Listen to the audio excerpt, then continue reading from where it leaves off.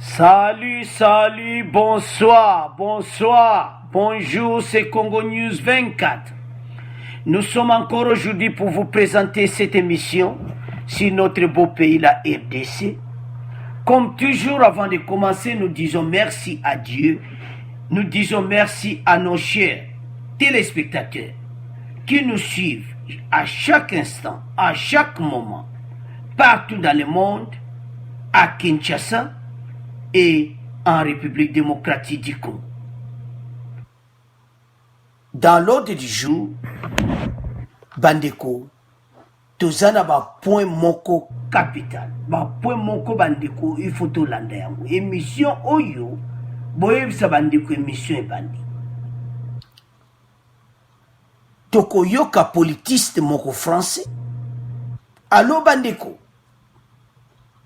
Na RDC, le silence du président de la République depuis Boyokaki Jama Kabunda Lobaki, depuis Kabunda Lobaki, alors silence à président et comme il a peur de la Kabylie et FCC. Et puis le sud depuis l'américain Lobaki, envoyé spécial à Donald Trump Lobaki pour les généraux en armée. Le silence de Fachi, la peur, il y a FCC et la Kabylie. Et puis, Bandeko Tosa sur la Sangwa Mawa. Crash d'avion à Goma, plusieurs morts, 24 morts, 23 passagers, na pilote Bandeko. Donc, survivants à la quitté. Togoyo Kaba témoignage. Togoyo Kaba témoignage Bandeko. Biso yaka toujours kotier la bino ba témoignage. Bolanda bato basaki présent. Pe bogo yoka. Ndenge ni gouvernement provincial ya Goma, assemblée provinciale na bango. Boko yoka message ndenge yango et salamaki. Et puis chez téléspectateurs tokoloba pona musée. Oyo visita musée wana. Passe ba belge ba conserva ki ba biloko na biso pe belé. Alors toyoka son excellence président Félix Tshisekedi na visite na musée où est Salamaki na Kinshasa. Alors commençons avec le premier point où est Sangwa Mawa, crash d'avion à Goma. L'Assemblée provinciale du Nord Kivu s'est penchée sur le crash du dernier Dena 228-100 de la compagnie Bizibi Abirere Goma. 24 corps ont été sortis des décombres et des recherches se poursuivent. Au niveau de l'Assemblée provinciale, on est très concerné par ce qui s'était passé. Wana na niveau beaucoup yoka message wana. Bandeko, et ça passe avion ou yokui. Alors compagnie aérienne wana Oba bengan Bizibi. Donc, avion on a 3 minutes après décollage. Cet avion sert la ligne Goma-Beni, s'est écrasé sur un quartier de Goma ce matin, 3 minutes seulement après son décollage de l'aéroport de Goma, tuant ainsi tous les 23 passagers. Nos sincères condoléances aux familles éprouvées. Donc, quand l'air avion m'a dit, quelques minutes, et quoi? Et ça m'a dit, moment où you m'a pelé Salamaka. Alors, au niveau de l'Assemblée nationale, on est très concerné par ce qui s'est passé. Selon les informations fournies par les CICR, nous venons de prendre 24 concitoyens. Nous profitons de cette occasion pour adresser les messages de compassion à toutes les familles où l'Union se base éprouve. bandeko ba perdre bandeko na bango ezali pasi. Alors toyoka message oyo euti na assemblée provinciale et puis l'Assemblée nationale. Bon, toyoka message wana na ba témoignage ya bato bazala ki place wana. Bon, to continue mission na biso.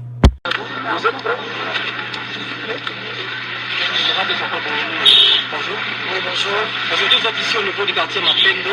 Il y a une crash d'avion. Quel message vous amenez à la population? Je suis venu constater d'abord cette mauvaise nouvelle que nous venons d'apprendre et je viens de vivre personnellement le lieu du crash.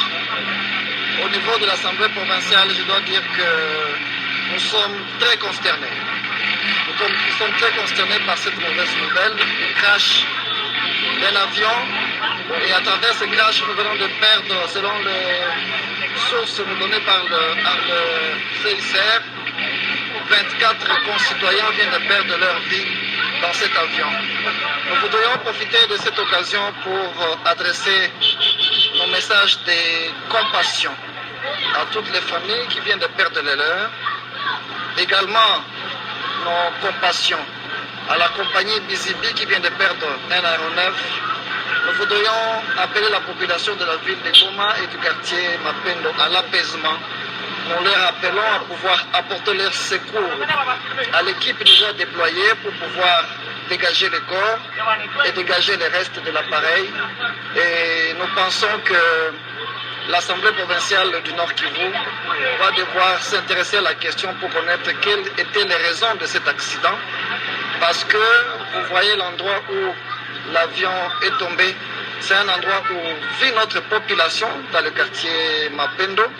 Et nous pensons qu'il est urgent qu'au niveau de l'Assemblée, nous puissions avoir la vraie raison de cet accident, de manière à ce que nous puissions demander à l'autorité compétente de prendre des mesures pour que pareil cas ne se produise plus dans la ville de Goma. Les mêmes messages qui sont élus. Tunahuzunika. Na mbele ya nguke ilikuwa kitu gani? Ilikuwa inafanya maturu ama? Ilikuwa maturu. Ndio alifanya maturu. Itafuta ukia pale kwetu. Alikuwa tu uingia tu mmoja. Jambo mama. Jambo sana. Jina Rebeka. Mbele ya vyo ya nguke uliona nini? Mimi niliona mtu shingo kichwa ilikuwa mdirisha. Iko sasa tafuta soteme ikashindikana. Juu sasa ilikuwa vile nikamwambia watoto mtoke humu avion ataanguka. Watoto wakasema si hapana mama hapana avion haitaanguka. Nikarudia tena mara pili. Nikamwambia watoto mtoke humu. Turu ya tatu sasa ndio katoka sasa ndio kakuangukia hapo. Hapa kubavwaze. Hapa kubavwaze. Esko unaona watu wenyewe walimia pale? Tuwezi baliwa juu. Niko sawa tafuta enda mkanisa. Nyumba inaanguka chini. Na mnakuwa watu wa mingi. Hakuwa kama ni wangapi wala na wangapi walishakufa. Mimi mmoja ndio malitoka wameti na wa mama ndio wanampitisha hapa hivi. Alors, chers téléspectateurs, nous avons suivi. Ils ont participé mawa comme on a ko perdre bandeko na ndenge wana. Ils allaient mawa. L'Assemblée provinciale va s'intéresser à cette question pour en connaître le contour. Regardez l'endroit où l'avion est tombé. Dans ce quartier Mapendo, les gens vivent. Il est urgent que l'Assemblée provinciale se penche sur cette question. Nous allons demander à l'autorité de prendre des mesures pour que pareil cas ne produise plus à Goma. Ezamawa. Fukutala. Mais ba entretien ya ba avion wana. Ba avion ne fait ça bien entretenu. Les camions anti-incendie de la mairie et celui de la MONUSCO sont encore sur place. Des blessés sont évacués. Ce petit porteur qui a assuré une liaison, Goma Beni, avait raté son décollage. Donc, il y a aucun de Beni. Alors, il a raté le décollage. Et s'est craché 3 minutes après avoir quitté la piste.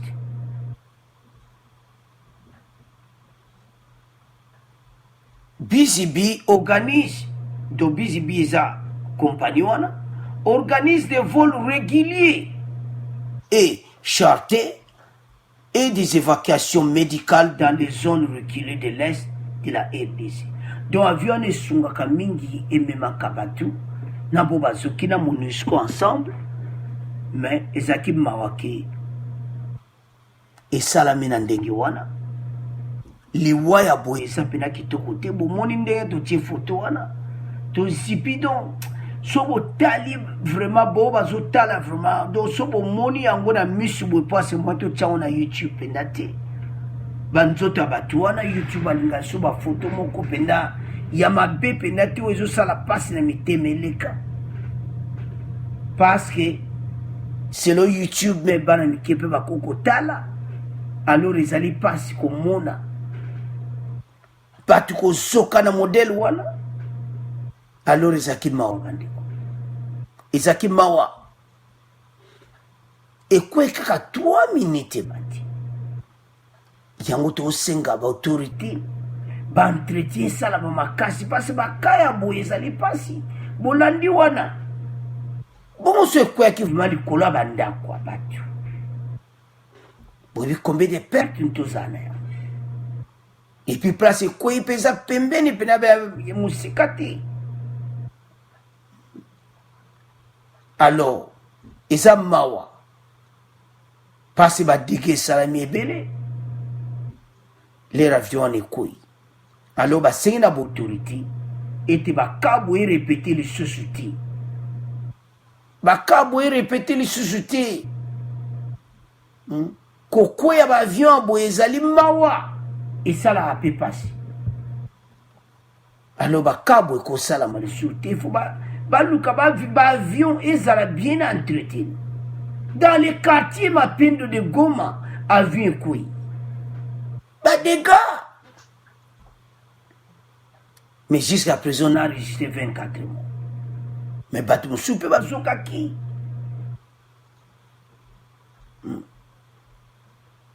alors les alim Mawa, alors chez les téléspectateurs, on tient sur place à Zali, à prier pour la famille, ou ba père de bandiko na mombaza ko sunga entre Beni et Goma, na makambo ezoleka na est. Mutu nyonso atelemi nango yango tozoloba tozoya na pona oya ndenge makambo ezoleka pour le moment à est de la RDC. Alors chez téléspectateurs ezali pasi pema alors biso nyonso message na biso pa bandeko do ba condoléances na biso et pas ba famille. Ezali mawa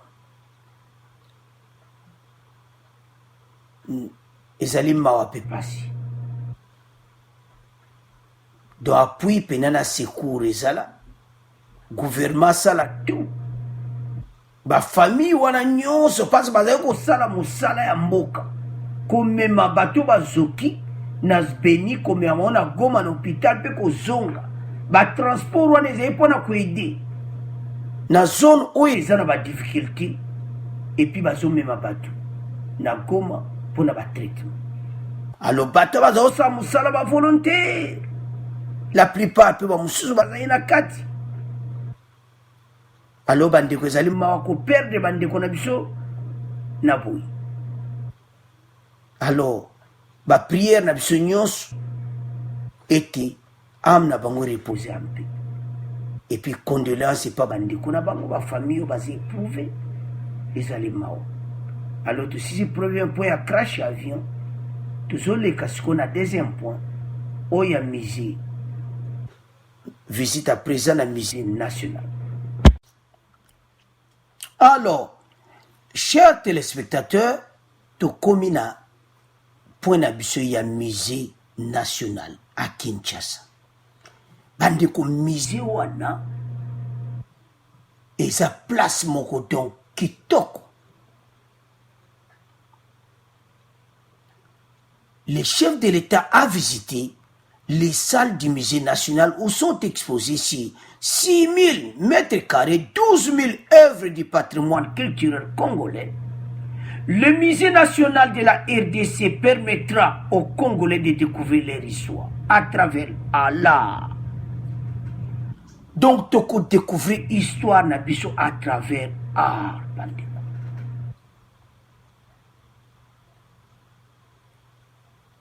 Découvrez nos meilleures séries en exclusivité.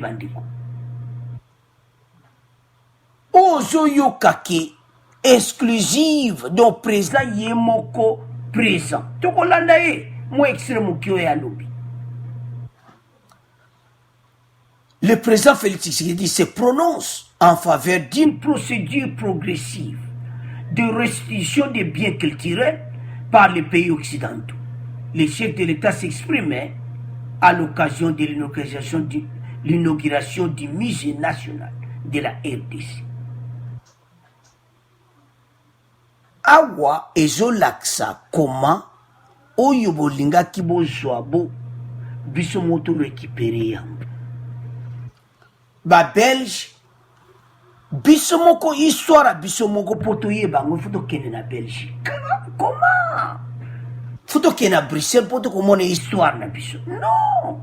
Bana na biso ba bana ko vivre histoire wana. Yango bande ko foto kumisa fachi. Ce qui place aux autres mona te musala Félix, président Félix Azako Sala, andeko. Ebele.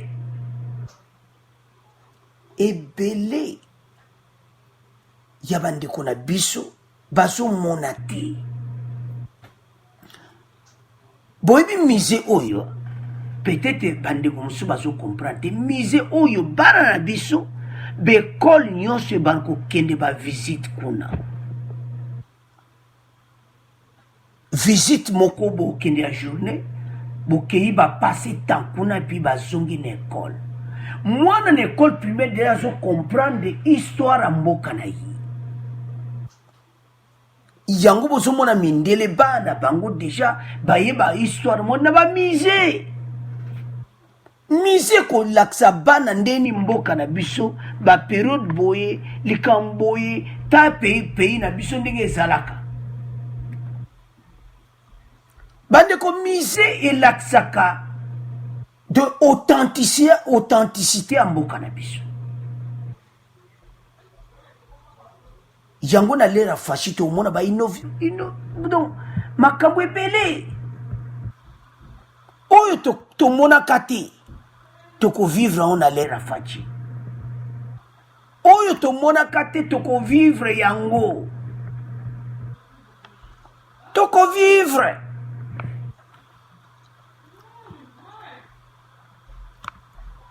Bandeko histoire ya musée oyo. Eza histoire oitiki sango. Alors to remercier pe ba berse ba garder patrimoine wana présent lobi yango.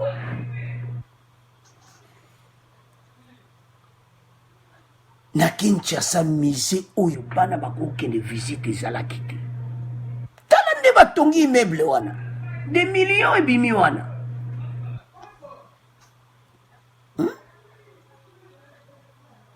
Lelo na Kinshasa tokomi na musée national d'art.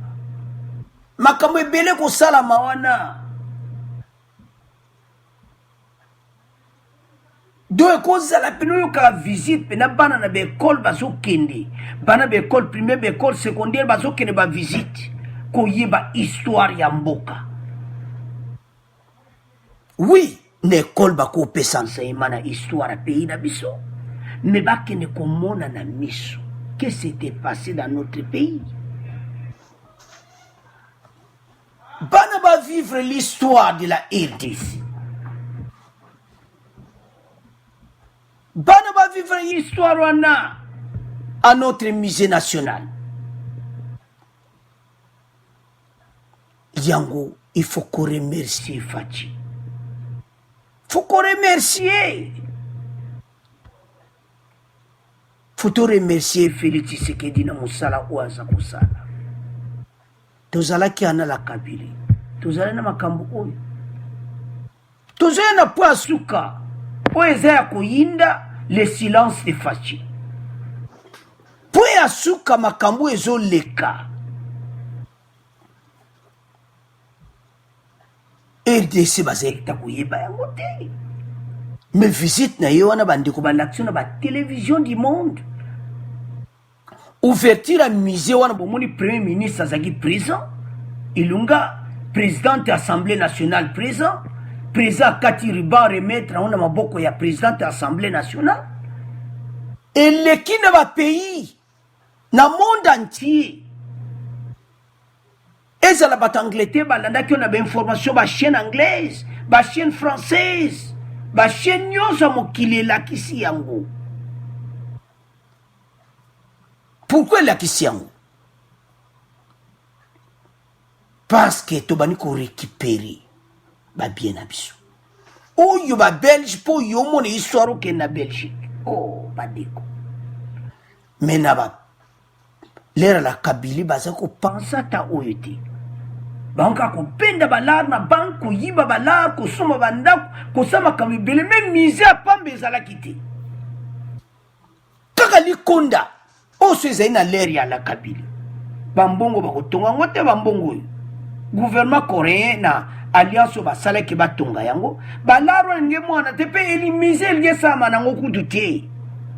Bamblalar tu yake na ba poche na bango ba kena tala. Gouvernement Chibala bokanisa ki ata makambo te. Boyeba iteke bani fo ba yeba histoire. Misez à la place de visiter zala.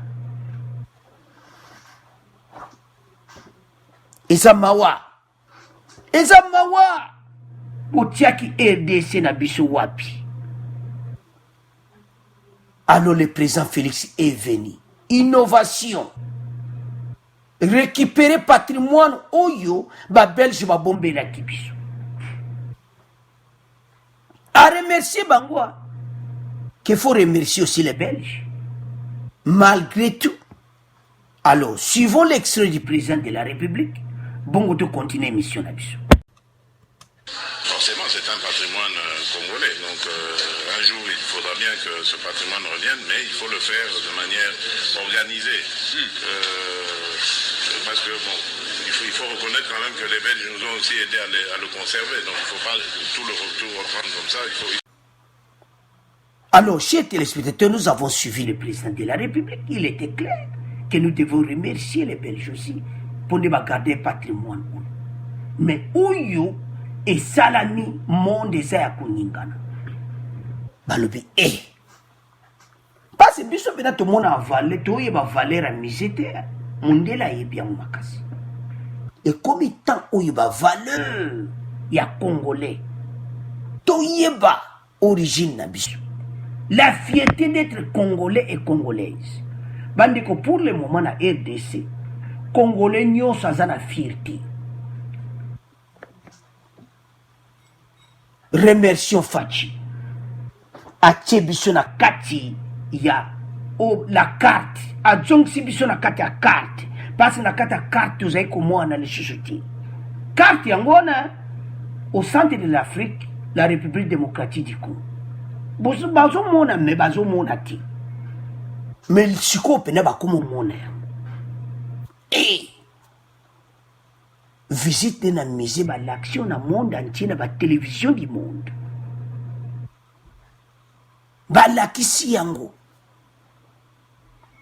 Et puis ba lobi pour na président Félix oyo nini yazo mema na RDC.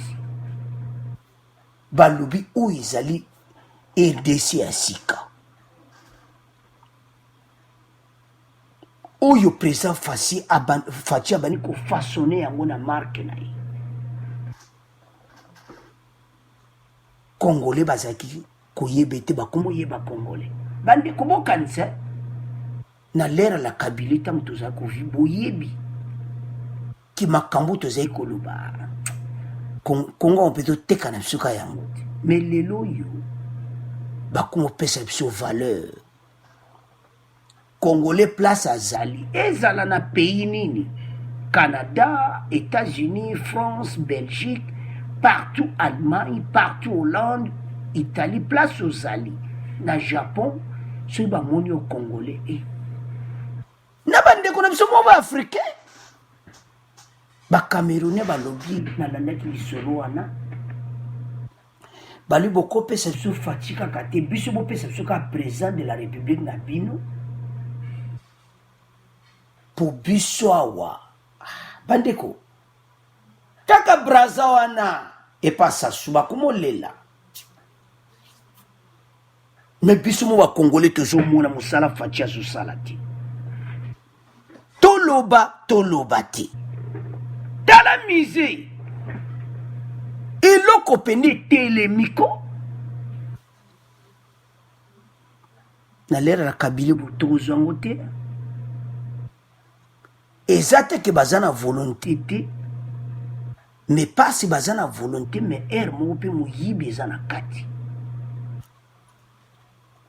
projet ya boye soko eye premier ministre ti balali ya kozwa yango ministre ya finance aye ministre ya culture et art mpe aye d'abord premier ministre abendi ayeli konda ndambo eke na poche kuna mpe ministre ya culture mpe abendi aye le baotala bo mbongo eke bacoréen bakosala nini babendani na bango mais avec faci komeka te mosala esalama mise yango wana etelemi ezalaki na lera kabili non ezalaki te toboyi te bango mpe bazali na baide wana toboyi te baide ezalaki se bametaka en pratique pourquoi basalaki en pratique te pourquoi esalamaki boye te parce que tala ere moko kabili mpe amemani makala likolo ya motu ya pamba baministre wana mpe basakani esprit ya la kabili bayaya pene yoko bakongole wana baministre wana basakana pene na esprit ya kabila na kote likonda bamoni ke azobenda bango mpe babani kobendako jango omoni kese ezalaki vide badon ezali koya lisusu te bapays tout bakati barelation ntango barelation ekatani bayebisi la kabili komi temps otika troisième mandat kotia te kabili ayoki aboyi kotia libaya mpo so ayokaki te nandimaki te kemeni nakingankati wana ngaza me ayokaki alors entourage na ye bazwi bambongo basakani nango mise ya pamba boye toza nango te lelo ekomolobama na monde entier ouverture musée national à RDC des arts culture na biso bana babana kokende journée mo école secondaire école primaire bayeba bamona baara mboka na biso bacréation mboka na biso. Alors, chers téléspectateurs, totiki pona bino tokomoleka na pona biso oya suka oyo coalition oyo ba situation ezoleka na coalition FCC cash et puis silence à président de la République tokomoleka na pona biso suka. Alors bandeko na pont ya suka tonto lobani na pont ya suka d'abord ba américain bayaki balobi ete bagénéraux wana nyonso bazala te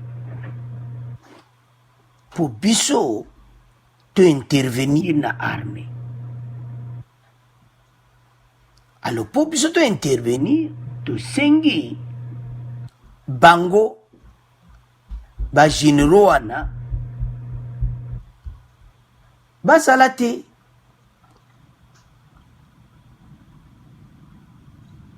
Alors bandeko depuis wana faci atiaka koloba te publiquement etoyebi ke nsima kuna makambo ezosala badeba ezosala. Jean-Marc Kabunda ye abwaki bombe tobenga o bombe mpona nini? Le courage, félicitations Jean-Marc Kabunda yango bomoni baye koyambe lokola président parce que oyo alobaki bamosusu wana batika koloba yango te eza te ke Faci atindaki ye non aza libre azodefendre baintere ya mboka na ye mpe baintere ya Faci alobeli FCC la Kabylie Faci calme sans réponse eza ya koyinda esi eyindi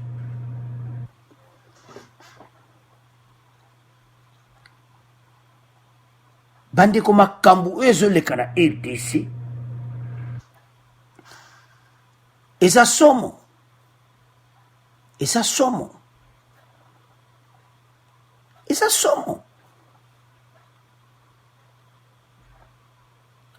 yango bandeko faut to comprendre que mboka na biso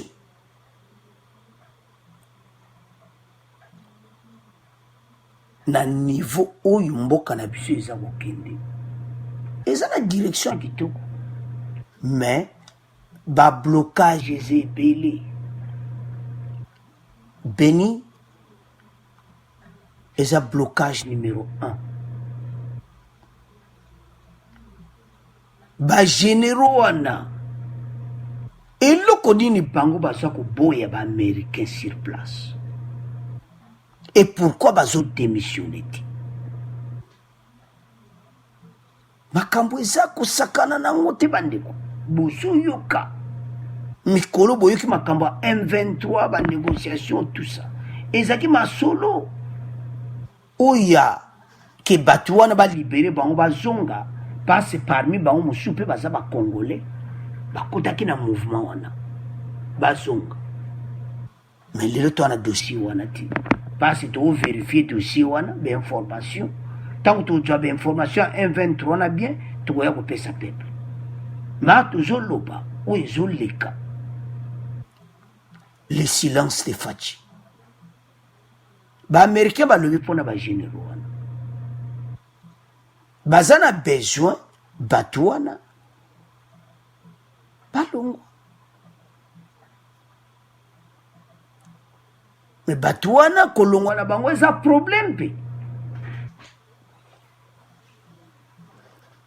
parce bon bayebi ke soki badémissionne makambo sur badossier eza ebele bombe ezozela bango pour le moment baza na armé badossier wana eza ya kobatama mais ntango bango bakolongwa badossier wana ekobima bandeko makambo ezoleka nsima kuna eza ebele mais ce qui est vrai est que présence ya bato wana ezosala blocage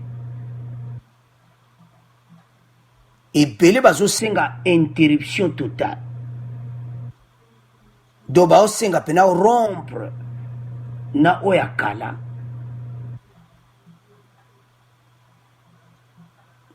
donc arompre na bango ou bien mariage wana FCC cash eloko eza important eza ke président Félix aye na changement malgré ebele baza na doute mais changement eza komonana mais pour rupture wana esalama tokoyoka politiste moko français azoloba mpe mpe so bolandi ebi okomprendre ke makambo mosusu parce que conférence oyo ezali na la hall na Gombe ministre de l'intérieur na biso mpe azalaki atunaki question mais so boyoki politiste wana français bokokomprendre ape près ndenge nini makambo ezoleka na RDC mais toyoka ye bongo tokontinue émission na biso. Le monde est passé de l'Europe vers l'Afrique et le Moyen-Orient. Quand Bertrand Badi parle, on écoute. En particulier quand on est intéressé par les rapports Nord-Sud. Depuis plus de 30 ans, le politiste décrypte la géopolitique avec une grille de lecture singulière. Dans l'hégémonie contestée, son nouvel essai, le professeur émérite propose une analyse du rapport de force entre nations, un rapport selon lui irrémédiablement bouleversé pour une raison évidente. C'est-à-dire, ce qui détermine l'avenir de l'humanité aujourd'hui, c'est pas les missiles coréens ou iraniens, c'est la sécurité humaine, plus exactement l'insécurité humaine, l'insécurité alimentaire, l'insécurité environnementale, l'insécurité sanitaire, l'insécurité économique. Et là, pour l'essentiel, ces grandes insécurités forgent le destin des pays du Sud. Profitant de la conférence qu'il a donnée à la halle de la Gombe, à Kinshasa, chacun y a été de sa question, y compris l'ancien vice-premier ministre de l'Intérieur. Si Bertrand Badi n'élude pas la responsabilité de chaque État, il propose un autre regard. Il faut rompre avec les politiques d'APD, c'est-à-dire d'aide publique au développement, qui ont complètement échoué. Il le souligne, il y a des raisons d'espérer, et la République démocratique du Congo peut être un cap de cette espérance. La fabuleuse richesse géologique du Congo, ce sous-sol extraordinaire qui montre à quel point justement le Sud a les ressources de sa revanche, ou en tous les cas de l'œuvre de réinvention qu'il est appelé à exercer. Donc le Congo est un véritable laboratoire de cette réinvention du politique.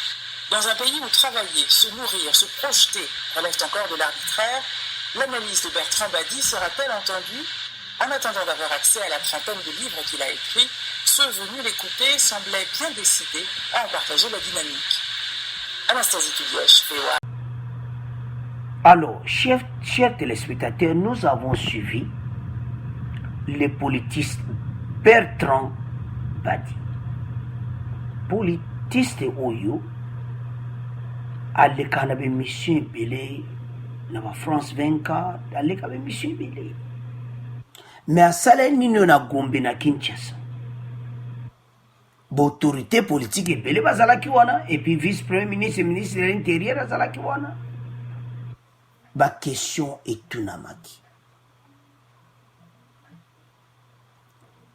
Il était clair pour la rupture wana, mais toujours na pour invention politique. À l'objet le Congo est le laboratoire de l'invention politique en Afrique. Donc Congo a un laboratoire pour Makambouani Salam. Pourquoi? Tala bandeko bodi richesse to zanango tala mundele tango zoluba to landi ebisonyos obi tango zakuluba soka zotala richesse to zanango richesse wana pays na biso to zanango eza ya kusakana na muti eza richesse moko oyo mokili eza koluka bato mitu ezosala ozodirige RDC tokokoma le pays le plus puissant na monde après plusieurs années sopeno o je mundele tanga zolobango revanche wana ekosalama l'invention politique ezosalama na RDC.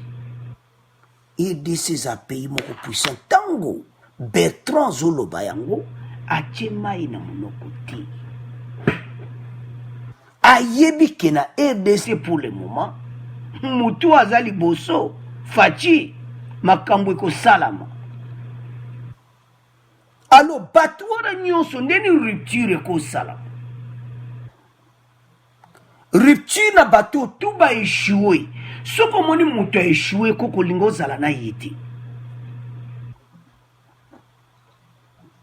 Ba Congolais to landa bien, mutu a échoué. Loba mutu a ye moko a reconnaître échec na ye, pas échec pe saka mutu a comprendre yango. Mais zo senga pe rupture mo pe salama na mutu batu wana. Nous avons suivi le politiste Bertrand Badi. Alors, Oizo Salamana RDC, bato wana nyonso, la Kabylie et tout ce monde, généraux wana bozomona bato wana nyonso qui ont détruit notre pays, bato wana ils paieront d'une manière ou d'une autre.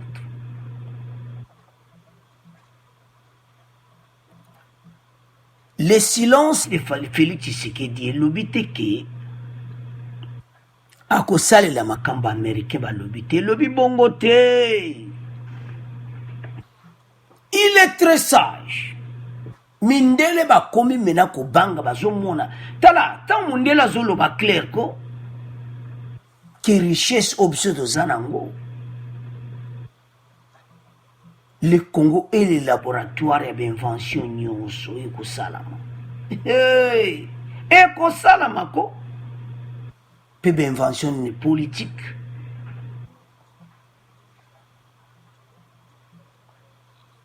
Alors, chers téléspectateurs, toyeba ke pays na biso na ndenge ezokende, na ndenge pays na biso ezokende na direction ya kitoko, ezokende na direction ya kitoko,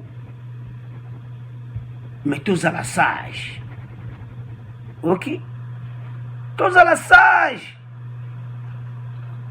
Bato wana nyonso baotya désordre nana Beni nana est na bato wana bozomona wana bagénéraux wana nyonso, un jour vérité koyebana.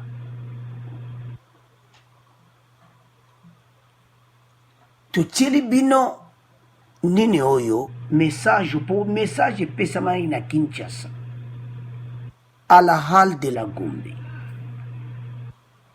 Politisto azaki clair, mboka na biso eza laboratoire. Pona nini babengi yango laboratoire d'invention nyonso na Afrique? Pays na biso ndenge fachiso batiki calme, este komi na kimia, bato nyonso batia désordre na FARDC bapumbusi bango, kimi ekoti parce yango nde mutu moye permettre, parce que alobi insécurité wana bolandi ndenge alobi insécurité bandeko eza eloko mo mabe, ezaka bamisile wana te, alobi yango eza bamisile wana te, insécurité économique, alimentaire, tout ça. Soki mboka eza na sécurité te, développement moyen salama kitoko ezati. Yango boyoka ifachi alobaki soki kimi ekoti na est te ya kolala pongi te. Qu'est-ce que veut dire? Que soki kuna ekoti kimia te, oyo nyonso yaza kosala ekomonana nango, me befe pene kosala te parce que bato baza kokufa na est.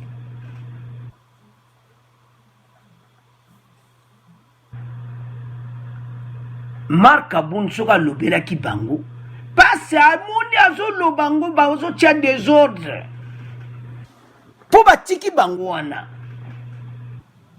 bagénéraux wana bazoyeba te. Pourquoi Marc Aboun alobaki yango ke lelo yo Eduardo aza wapi? Eduardo Santos aza wapi? Bana na ye lelo bakonko samba na ba tribunal, justice eza na maboko na bango, ba prison pe koyamba bango. Alors bango lokola Fachi atiki bango bongo balingi babana kodenda denda. Alors le silence de Fachi est comme kopesa passe na niveau ya FCC et la Kabylie. Congolais tant toyaka na ba message toyaka koyede mboka, tolandi politiste wana français Bertrand Badi balobi tant soki azoloba monde yo kaka tanga lobi wana ekei, tanga lobi wana Donald Trump ayoki, Macron ayoki, bango tu bayoki balobi soki azoloba le monde écoute. ba livre na ye sala son peut-être bandeko boliko ba livre ne botanga o ezoleka na EDC ya lobine kana ndenga kimokolo mais lo que c'est important na maloba wana ya lobi le Congo est le laboratoire d'invention politique et lobi belé passe à Monique bino ba congolais bozwi vrai président o botikale kozwa ti congolais place ozali telema tokomi na un vrai président Faci oyo masolo kozala kitoko mais bino boza kolala bozolanda ba discours mo apamba pamba yango na po tolobi ete quand Bertrand Badi parle le monde écoute eza ya koyinda esi eyindi silence à Faci Kabunda lobi makambo clair contre Kabila contre FCC Faci calme bozo senga bolimbisi bozwako bokozwango bien bokozwa pena bolimbisi bozo luka wana bokozwango nete so bokozwango wapi bandeko tozo senga na peuple que le temps est commis congolais lamuka tozo bototie la bino extrait oyo eza pona kolamusa bino aza politiste donc bato bayebi politique tant bazoloba botwango très sérieux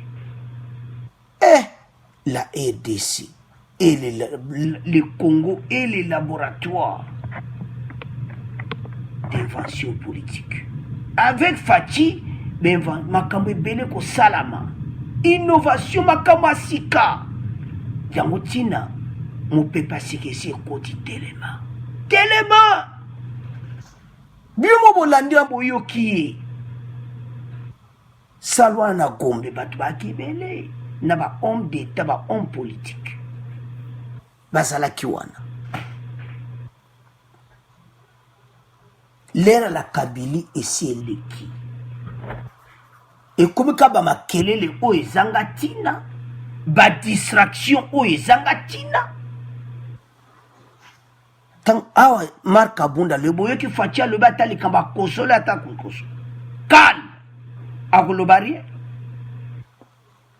aba américain balobi boyoki alobi ya lobi ti ba américain ba généraux wana ba démissionner Faci calme parce na sima kuna masolo ezali alo FCC ba beli liboma ba shadari nyonso ba nemi ba komi liboma do mitu eza troublé nemi tango zaki na pouvoir qu'est-ce que vous avez fait Shadari Ozaï, ministre de l'Intérieur, et l'on y salaki. Yango tika Marc Kabunda lobela bino. Alobeli bino peko simbi pe. Achema ina monokote. Batiki bino calme. Aloba ndeko to komi na suke mission na biso. Toujours yebsa bandeko epele. Pona ko clôturer émission. Toujours sa bandeko. Et comme il est temps, tout élément. Et comme il est temps, tout élément, tout yoki politiste, on est comme il est temps, tout l'amuka. Mboka na msezo kena direction qui tout. Mais ba blocage, on a tout kalate kolongwa. Et kolongwa. Tout ça na présent très intelligent, ba mendele ba moni. Ba lobi Congo, et okende. A récupérer misé na bisoana.